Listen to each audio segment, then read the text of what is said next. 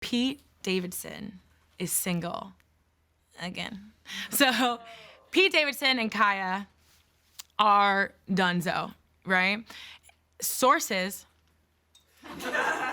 say, hey Chris, hey girl. So it looks like Pete and Kaya are over. I've got, should I say it in like Chris Jenner's voice? I've got, it's got overwhelming for Kaya. Pete has a certain MO, and he's very intense to his girlfriends. Kaya's only 18, it's a lot to deal with. My daughters are billionaires. So, are we surprised or is no one surprised? Not surprised, no. No, and I feel like media outlets write the breakup article as soon as it's announced that he's dating somebody, and I felt how mean that was as I said it. I felt it. Okay, well, I think Pete needs to take a little TO. He needs to take a little brequecito, okay? And I get that. I get that, right? I get the serial dating part of your life. I get that. I mean, he was fucking engaged to one of the most famous people in the entire world. Like, who wants to sit with themselves after being like publicly like scrutinized for so long, publicly broken up with, having to move out. He said he moved back into his mother's basement publicly. Like, of course, like I think maybe I would also serial date like hot and successful women too, you know, instead of being single and having to actually process that, whatever. So he went on SNL recently and he said that he's gonna take a little vacation, but he like described the vacation essentially as like rehab, right? You know, the kind of vacation where like insurance pays for some of it and they take your phone and shoelaces and you have roommates, but it still costs like $100,000. Okay, so that is a rehab facility, okay, right? And I think this is good for him. I think that if he thinks he needs help, then he needs help, and I think that's fantastic and wonderful. You know, like, and I think when Pete gets back from rehab, maybe take that TO a little further, take that time out a little further than just the rehab, maybe not jump right back into the dating pool. And when he's ready to start dating again, when he reaches that point, Pete, I think that you need to be with someone who like will ground him. You know what I mean? Like, I feel like when he was with Ariana, he got to the point where he was like, oh my God, I can't believe Ariana Grande is into me. I'm gonna run with this even though I'm dating Kazi. You know those two relationships overlapped. You know it. You know? And that relationship with Ariana just like skyrocketed. It was fucking everywhere. And I think it skyrocketed a little out of hand. I think it got a little crazy. And since then, like I said, he's been seen nonstop with hot and successful women. You know what I mean? And I think he's like the first public person to like date Kaya Gerber. You know what I mean? She turned 18, he was like, hey, you know? He like saw the DM and he went, you know? And I think that I get this feeling that he's a little insecure, okay? And like almost like a disbelief that he can like bag these women, you know? And his instinct then is to like hold them tight and I'm gonna use the word suffocate them a little bit. Be this Prince Charming character so that they won't leave, you know? And Tefi, did you guys look at the science? Bitch.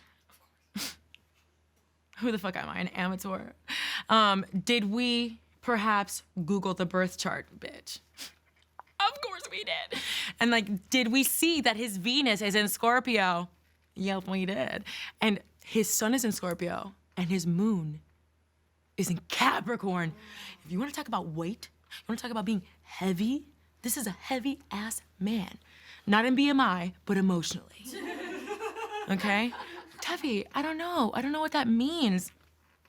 Allow me to explain it to you. We screenshot this little snippet when Molly was deep in the Google. Okay. So, what does it mean, Venus in Scorpio? You cannot disassociate love from passion, Pete Davidson. Oh, direct, right? If I was reading a birth chart and they're like, if I was reading a birth chart and they're like, don't run away, Tefi, I'd be like, what the fuck, right? Your feelings are immediate, imperious, intense, and it is absolutely impossible for you to think of an amorous relationship without fusion, without the irresistible desire to know everything about your partner, emotions, feelings, sexuality, everything must be experienced in a possessive, absolute and unrestricted way. Let's skip over a couple. I'm not gonna read this whole thing, come on. It is obvious that such powerful feelings may lead to jealousy and absolute exclusivity, almost bordering on the will to control your partner. I love it, but like, I'm a Venus in Cancer. You're speaking my language. But guys, first and foremost, you're gonna tell me astrology isn't real? Look at this shit! Oh my God. Look, Julie got very excited. Julie, okay, so. Jesus, I will stop the TikToks. Everyone relax, okay. So, from what has been shared in the media, okay, like little tidbits and pieces that he's talked about, I don't think Ariana's really even talked about it, no? I mean, she put out a 17-minute song called Pete Davidson. What the fuck else is she gonna say? You know what I mean? It's like one of the best songs on the album. It is. But it's like 24 minutes. It's seconds? For me, it's very long. So, it's a 40-second song. 40,000 seconds.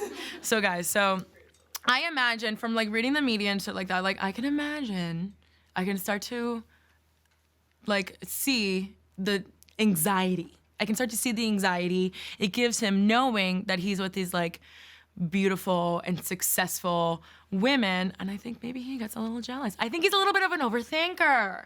He gets a little jealous, you know what I mean?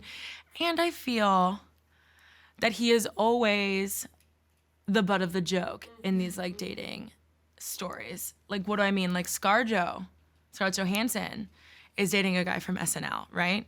And they're not tabloid queens and kings, right? Like those two aren't like media explosive stories because we can see that they go together well, whatever. I think it hurts Pete's feelings because he knows that the reason it's in the media so much is because people can't believe that he's bagging beautiful women. And I think I think that hurts his feelings, you know, whatever.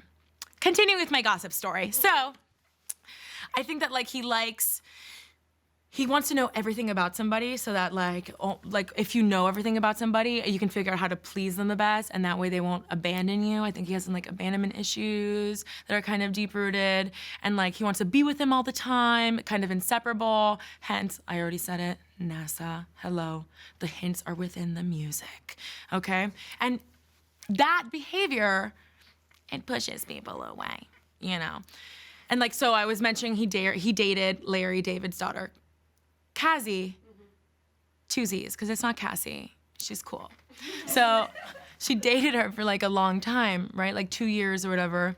So he is capable of long-term relationships and ending them for Ariana Grande, but I don't know anything about the stability of the relationship. What fucks me up about that is that obviously he's an emotional dependent person and he's a very dark person. We can see that. What fucks me up about that is that it's 2 years with him. Do you know the pep talks this probably gave him? The emotional one-on-ones, the being there for him late at night when he's having breakdowns, and then you leave me for Ariana fucking Grande after 2, and then you're engaged in 3 fucking weeks? Like, I'd rather be punched in the gut. You know what I mean? Anyway, I think Cassie is so talented and she's so funny. And when they were dating, they were like equally famous. You know what I mean? Like I think that was a different time for him. And then he exploded. But Cassie is a Taurus, science, supportive, grounded, you know, but like not in the spotlight, even though her father is a legend and an icon. But she's not like this like explosive star, whatever. But I think, Pete, when you come back from your vacation where you can't wear shoelaces, I think that you should be with somebody who knows about the industry you're in, like maybe also works in comedy. Maybe, I don't know, like someone who works on a daily talk show. Maybe somebody within this show, I don't know, like maybe somebody who always fights with me when I say that he's not attractive and then I have to apologize. You know what I mean? Like maybe, I don't know, a supportive Leo figure with a Venus in Cancer. I don't know, maybe a righty-producey from Miami. I don't know, I'm just riffing here. I'm just spitballing. I don't even know who I'm talking about. Pete, could it be Schmolly? Maybe, I don't know. You said it, not me. So guys, before we move on, very quickly, I have to share this with you guys or I will pop like a balloon. So Julie, our graphic designer, over the holiday break, sends me a photo. But not even a text photo where I can continue to look at it. This little graphic designer sends me an Instagram time-sensitive photo, and she goes, ha ha.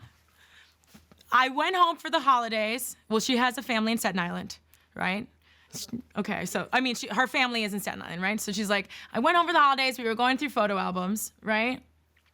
This one's 2005. Look who photobombed this photo of my uncle and his friend. That's Pete Davidson! That's Pete Davidson! That's Pete Davidson! In Hollister, I think I have that exact outfit.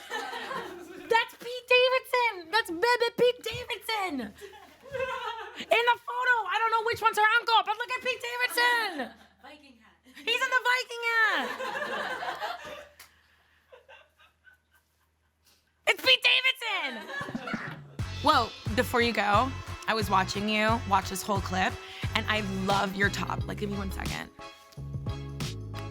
So cute. You know what? You and I have the same taste. It's great. Subscribe below and set a reminder for the show. We're on live 12:30 p.m. Eastern Standard Time. I feel like we're already best friends. Okay, are we already finishing each other's? Oh my God.